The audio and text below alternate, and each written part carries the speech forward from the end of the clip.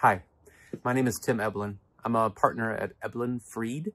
We are a local small law firm. We help individuals in consumer protection matters and in debt credit matters. And I wanted to spend a couple of minutes giving you some information that I hope will be helpful in addressing your housing financial obligations during this state of emergency. And we got a little break here between rain, so I thought I'd come outside and do it. So housing, for most all of us, housing is the most pressing financial obligation that we have and the biggest. So it can produce a lot of anxiety. And if that's how you're feeling right now, you are not alone. And I just want to give you some information to equip you to make some decisions for yourself and hopefully give you some peace of mind. For renters, you should know that Governor Brown signed an executive order a couple of days ago that is putting a stop on all evictions of any tenant due to non-payment for a period of 90 days. She signed that on March 22nd, so it goes until about middle to end of June. During this period, no sheriff in the state of Oregon will evict any tenant due to non-payment. So I hope that gives you some peace of mind in whatever your personal circumstances are, that we do have this temporary period where housing is secure. So that is a short-term relief, but permanently moving forward, if you're unable to meet your rental financial obligations, communicate with your landlord. There is no substitute. Communicate, and talk with them to try to reach an amicable agreement on how you can eventually become current on your rent over a period of time while still being able to take care of your family. So that's the renters. What if you're a homeowner? Well, the federal government has taken some steps to aid homeowners. But those steps really only help us homeowners who have an FHA loan, Freddie Mac loan, or a Fannie Mae loan.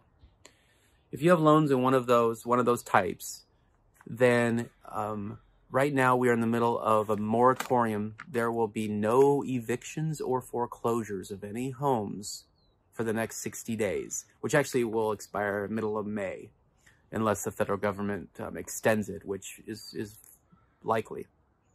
But for this period of 60 days, no foreclosures and no evictions will take place. So know that.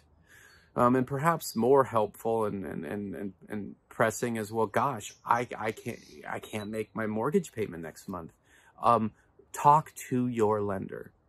So most lenders are going to have forbearance programs that they can offer you, particularly due to financial hardship because of the coronavirus and the impact it's having on all of us. So communicate with your lender. Now, the feds also, if your loan is a type of an FHA loan, Freddie Mac, Fannie Mae, then there are definitely forbearance options available to you, sometimes up to 12 months of forbearance on your mortgage payments. So, but really, again, the overall my overall tip here is communicate with your lender. There's no substitute, and that way they know where you're coming from. You give them the information they need, and they can let you know what options they can provide to you. And if you don't know whether you have an FHA or a Fannie Mae or Freddie Mac loan, ask your lender that as well. They can let you know what you're eligible for. A couple more things. When you do communicate with your landlord or your mortgage lender, keep good notes, have a notebook, any kind of discussions, representations, payment arrangements you set up over the phone, ask for written confirmation, but also be making your own written confirmations in the way of notes.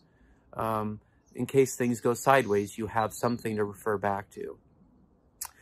And what if you're listening to all this, you say, well, Tim, that's all great, but I just don't know if I can even become current on my rent or mortgage again. Maybe you've already felt overwhelmed leading into the state of emergency with your financial obligations. Maybe the state of emergency has put you over the edge and you're feeling overwhelmed. And for that, I'm sorry, and you're not alone. Many of us are feeling that. In that instance, I would urge you to invest the time and energy to consult with a local bankruptcy attorney so you can get some professional advice about what your options are. And know that us bankruptcy attorneys, we do consultations like that for free. And right now, those consultations can be done over the phone or via video conference. So invest that time. It's helpful to yourself. I hope you all are well during this time, and all the best.